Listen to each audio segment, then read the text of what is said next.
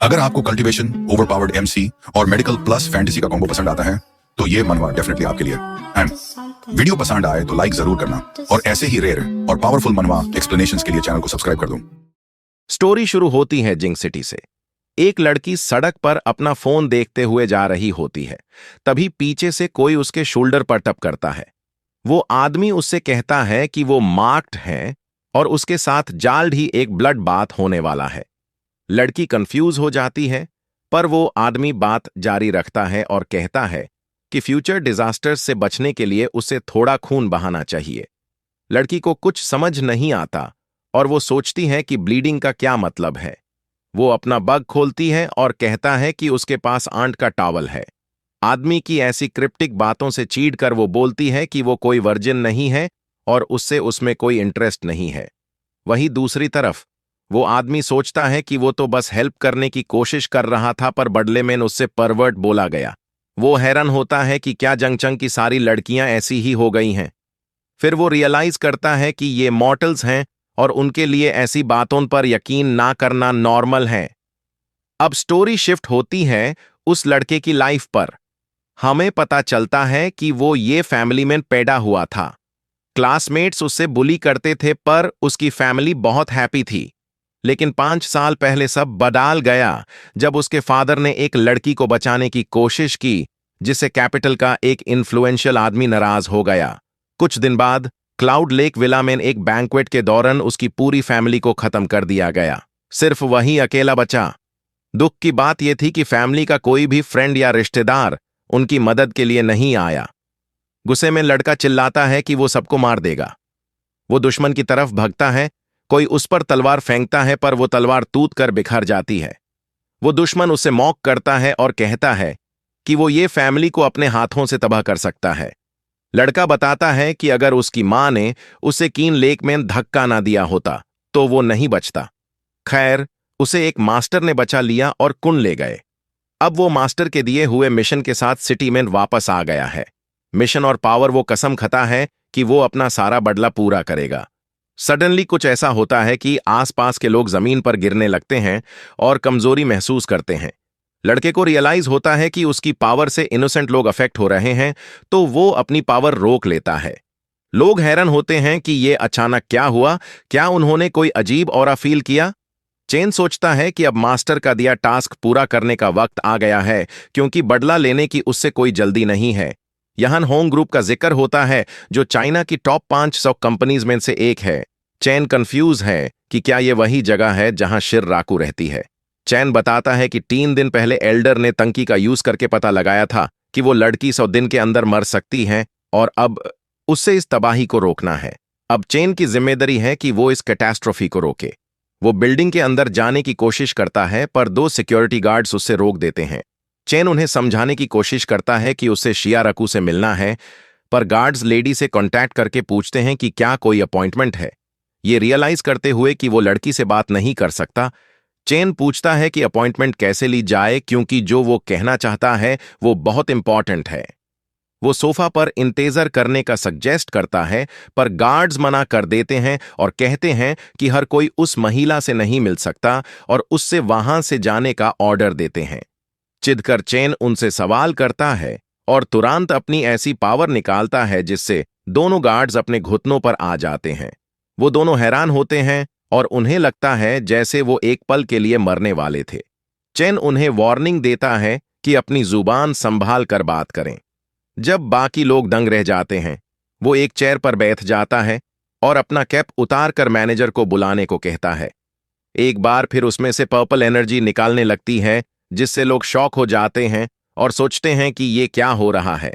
Armed police वहां पहुंचती है और सिक्योरिटी डिपार्टमेंट का हेड चेन से पूछता है कि क्या उसने इस हंगामे के अंजाम के बारे में सोचा है। गुस्से में चेन फिर समझाता है कि वो बस शिया से मिलने आया है और उससे डिस्टर्ब न किया जाए। डरा हुआ सिक्योरिटी हेड सोचता है कि इस लड़के के साथ कुछ तो अजीब है, क्योंकि उसे लगता है कि ये लड़का उन्हें आसानी से मार सकता है। वो बताता है कि वो महिला अभी वहां नहीं है और कॉन्टैक्ट इन्फो छोड़ने को कहता है। चैन को रियलाइज होता है कि वो कुछ नहीं कर सकता, क्योंकि वो वहां नहीं है। फिर भी वो वहां बैठकर उसके वापस आने का इंतजार करने का फैसला करता है। सिक्योरिटी गार्ड को लगता है कि वो किसी खतरनाक इंसान को वहां नहीं रहने दे सकता, इसलिए वो पुलिस ऑफिसर्स को आगे बढ़ने का ऑर्डर देता है। तभी पर्पल बालों वाली एक प्रभावशाली महिला वहां आती है और कहती है कि वो इस सिचुएशन को हैंडल करेगी। वो कंपनी की डायरेक्टर सन है और बताया जाता है कि सिर्फ मिस शेर रॉकू ही खूबसूरती में उसका मुकाबला कर सकती है। सिक्योरिटी हेड उसे वार्न करने की कोशिश करता है, पर वो चेन के साथ अकेले छोड़ने को कहती है। वो अपना इंट्रो देती है और पूछती है कि वो चेन की क्या मदद कर सकती है। चेन उससे देखकर और उसका नाम सुनकर सरप्राइज हो जाता है और अपने ख्यालों में डूब जाता है। वो बताता है कि पिछले 5 सालों में सन उन लोगों में से एक थी जिसे वो कभी नहीं भूल सकता।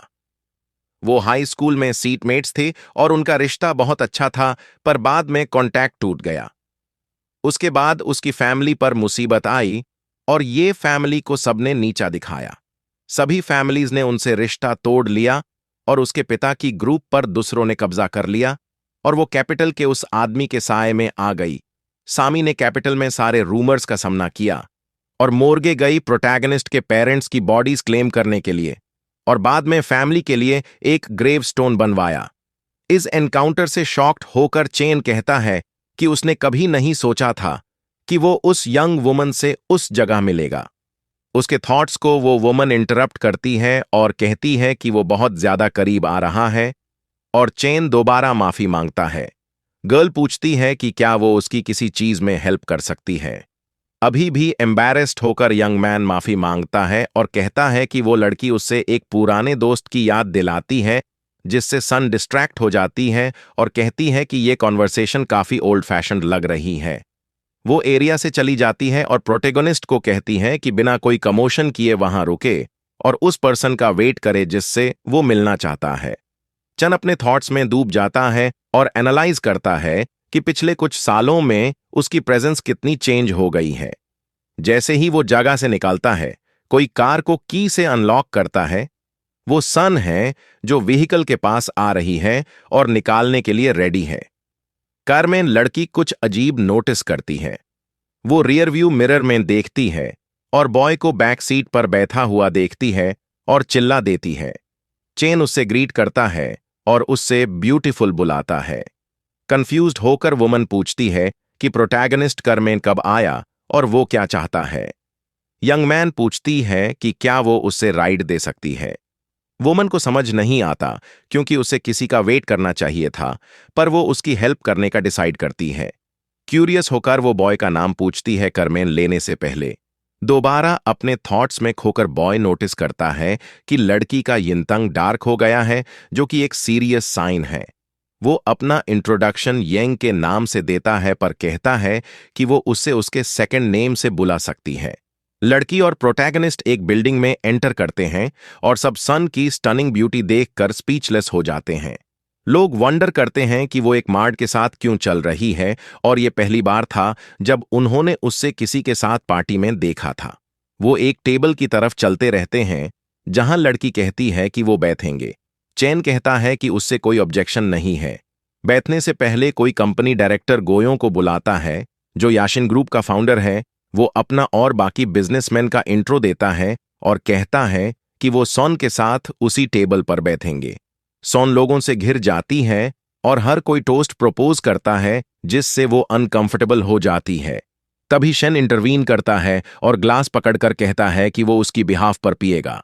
बिजनेसमैन इरिटेट हो जाते हैं और पूछते हैं कि ये यंग मैन कौन है और वो वहां क्या कर रहा है। चिन अपना इंट्रो देने ही वाला होता है, पर उसका फ्रेंड इंटरप्ट कर देता है। वो कहती है कि ड्रिंक रिफ्यूज करने का ये सही तरीका नहीं है और वो सिचुएशन हैंडल कर लेगी। सन कहती है कि वो ड्रिंकिंग में अच्छी नहीं है और सिर्फ एक ग्लास मैनेज कर सकती है।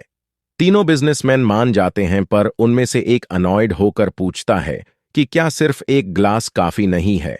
तभी चेन फांग अप्रोच करता है और एक मर्मर स्प्रेड हो जाती है कि ये मन कैपिटल का सेकंड यंग मास्टर है। चेन फैमिली के साथ इश्यू था और उस औरत को पहले से ही पता था कि वो आदमी यूज इंटिमिडेट करने की कोशिश कर रहा है। वो आदमी लड़की के पास जाता है और कहता है कि पिछली बार वो बिना गुड बाय बोले चली गई थी, इसलिए इस बार उस पूरी वाइन की बोतल पीनी पड़ेगी। इंटिमिडेट करते हुए वो कहता है कि ये कोई रिक्वेस्ट नहीं बल्कि ऑर्डर है।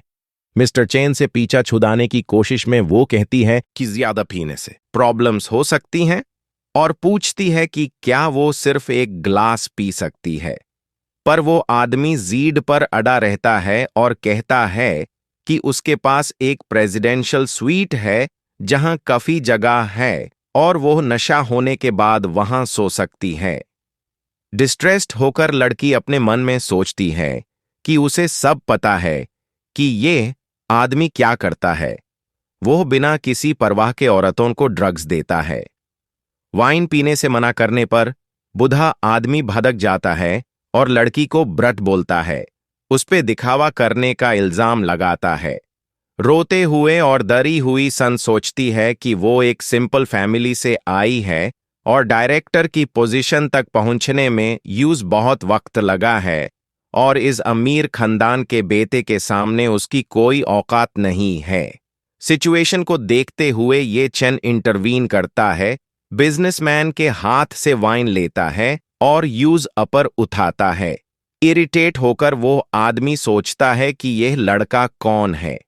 बिना हिचकिचाए प्रोटैगनिस्ट उस बूढ़े आदमी के सर पर वाइन की बोतल दे मारता है। इंजर्ड होकर वो दाढ़ में चिल्लाते हुए जमीन पर गिर जाता है। वो पूछता है कि उस लड़के की हिम्मत कैसे हुई उसे मारने की, जबकि उसके बाप ने भी कभी उस पर हाथ नहीं उठाया। सिचुएशन कंट्रोल में लेते हुए ये वही सवाल दोहराता है कि उस आदमी की हिम्मत कैसे हुई लड़की को जबरदस्ती पिलाने की। सब लोग सीन देखकर शॉक हो जाते हैं। उन्हें लगता है कि ये बहुत बुरा हुआ क्योंकि इसमें चेन फैमिली का यंग मास्टर इन्वॉल्व है और सब डरे हुए हैं क्योंकि कहा जाता है कि उस फैमिली के साथ एक एंशंट मार्शल आर्टिस्ट है